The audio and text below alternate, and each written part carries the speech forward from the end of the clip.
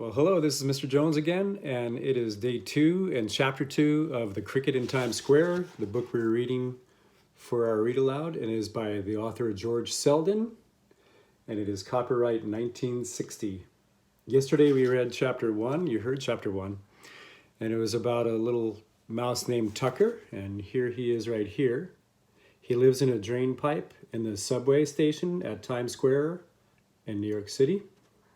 And you heard about a boy named Mario, and his picture is right here. And do you remember what Mario does? Well, he sells newspapers and magazines out in Times Square station in a subway. And a subway is an underground train, and it's kind of fun to ride on those. I've done that myself too when I went to the Yankees games when I was a teenager. So today you're going to hear chapter 2. And it is about Mario, more about our main character.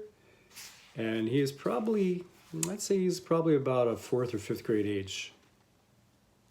Yesterday, at the end of the chapter 1, Tucker the mouse was sitting in his drain pipe and he heard a sound that he had never heard before. And then Mario said he had heard that sound, but he couldn't place what it was. We're going to find out what that sound was today that they heard in the subway. Here's chapter 2, Mario. Mario heard the sound too. He stood up and listened intently. That means with strong attention. The noise of the train rattled off into silence down the subway tunnel. From the streets above in New York City came the quiet sound of the late night traffic. There was a noise of rustling nothingness in the station. Still Mario listened, straining to catch the mysterious sound. And there it came again. It was like a quick stroke across the strings of a violin, or like a harp that has been plucked suddenly. If a leaf in a green forest far from New York had fallen at midnight through the darkness into a thick bush, it might have sounded like that. Mario knew, well, he thought he knew what it was. The summer before, he had gone to visit a friend who lived on Long Island. Long Island is part of New York. That's where I'm from.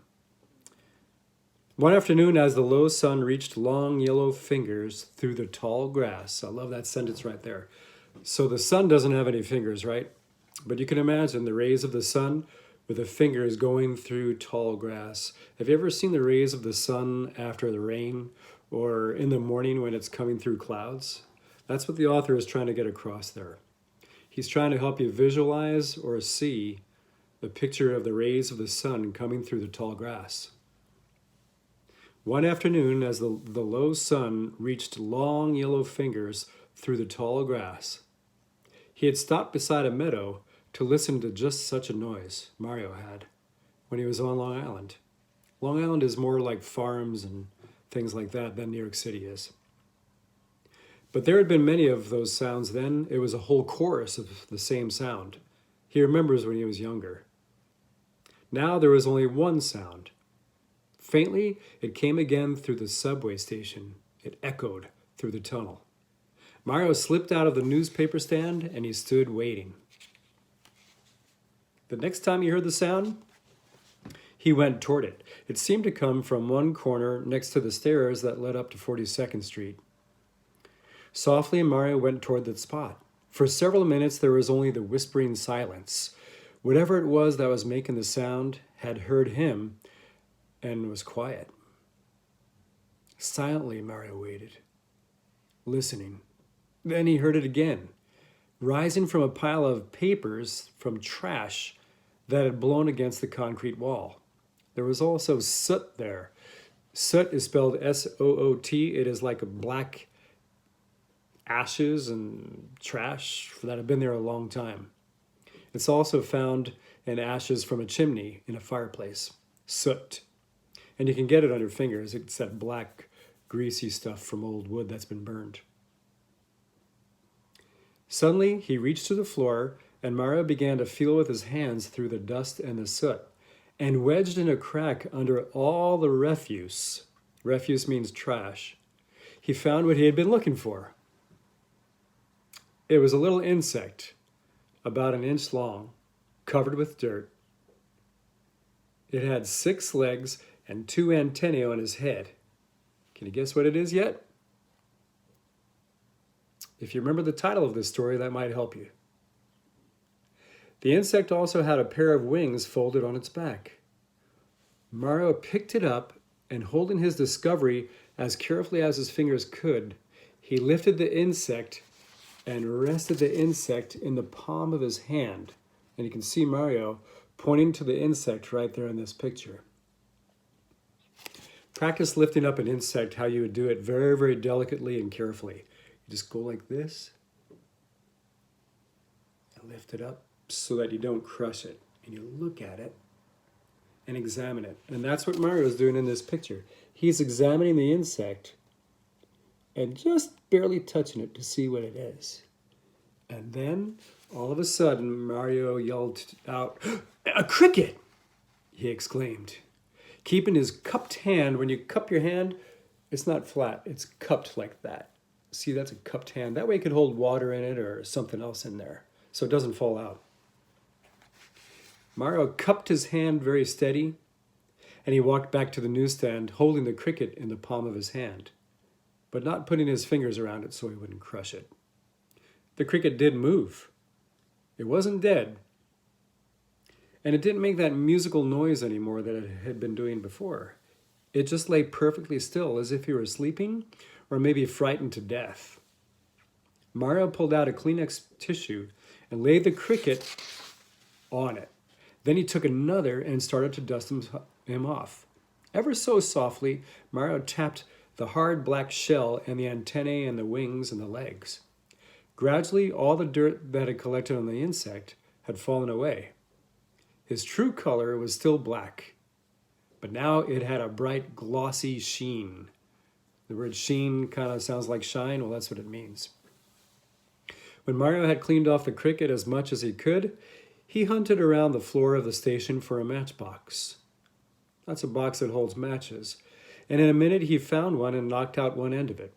Then he folded the sheet of Kleenex, tucked it in the matchbox, and he put the cricket inside the matchbox for a little home. It made a perfect little bed. The cricket seemed to like his new home. He moved around a few times and settled down comfortably on top of the Kleenex tissue. Mario sat for a long time just looking at him and staring. He was so happy and excited that when anyone walked through the station, he forgot to shout, "Newspapers, come get your newspapers, magazines." And then a thought occurred to him. Perhaps the cricket was hungry. Mario rummaged through his jacket pocket and found a piece of chocolate bar that had been left over from dinner. That's an interesting dinner. Mario broke off one corner and held it out to the cricket on the end of his finger. Cautiously, the insect lifted his head to the chocolate. He seemed to smell it for a moment and then took a bite. A shiver of pleasure went over Mario, and as the cricket ate from his hand, it was so marvelous. Now, why was it so marvelous to Mario that a cricket was there? We've seen a bunch of crickets probably. At night they do their noise and stuff. Why is it so special to Mario, do you think? That's right. It's special because he never sees one. Not in New York City. New York City is tall buildings, skyscrapers, cars, blacktop and cement, and a million people. Now, Mario's parents came in the picture again. In the story, that is. Mom and Papa Bellini came up the stairs from the lower level of the train station. Mama was a short woman, a little more stout than she liked to admit. That means chubby. And she was wheezing, and she got a red face when she had to climb the steps. Practice wheezing like this. That's what Mama Bellini was doing. Papa was tall and somewhat bent over, but he had a kindness that shined around him. There seemed always to be something smiling inside of Papa.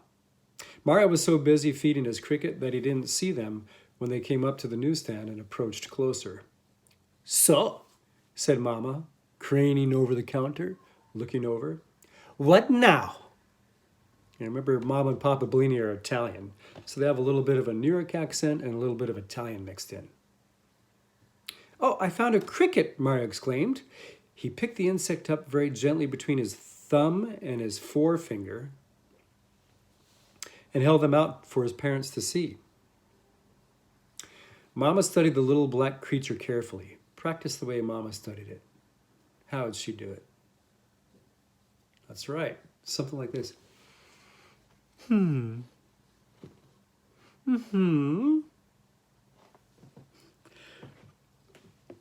Well, said Mama, it's a bug.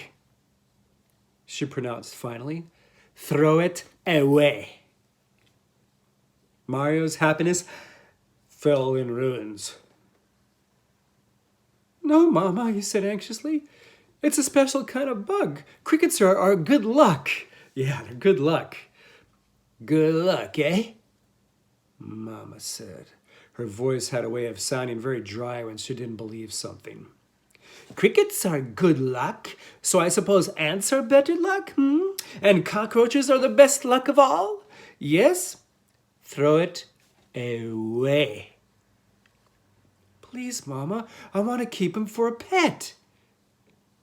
No, no bugs are coming into my house. That's the way it goes, said Mama. We've got enough already with the screen full of holes. Soon, if he's in our house, he will go and whistle to his friends. And his friends, the other crickets, they'll all come and we'll have a house full of crickets and it will drive me crazy. No, he won't, said Mario in a low voice. I'll fix the screens, Mama. I'll patch them up so they don't have holes and the other bugs can't come in or crickets or anything. I'll show you. But deep down inside, Mario knew it was no use arguing with Mama. When she had made up her mind, you might as well try to reason with the 8th Avenue subway. It's not going to happen. Papa spoke up to try to change the subject and stop Mario and Mama from arguing. So, how was selling tonight? You sell a lot of newspapers and magazines, my boy. Papa was a peaceful man and always tried to stop arguments when they came around. He was an expert at changing the subject and getting people not to think about what they're arguing about. Well, said Mario, oh, Dad, yeah, I sold 15 papers and 4 magazines. Oh, and Paul just bought a Sunday New York Times from me. And he left a quarter for a tip. Paul the conductor is my good friend. You know him. That's so nice, said Papa.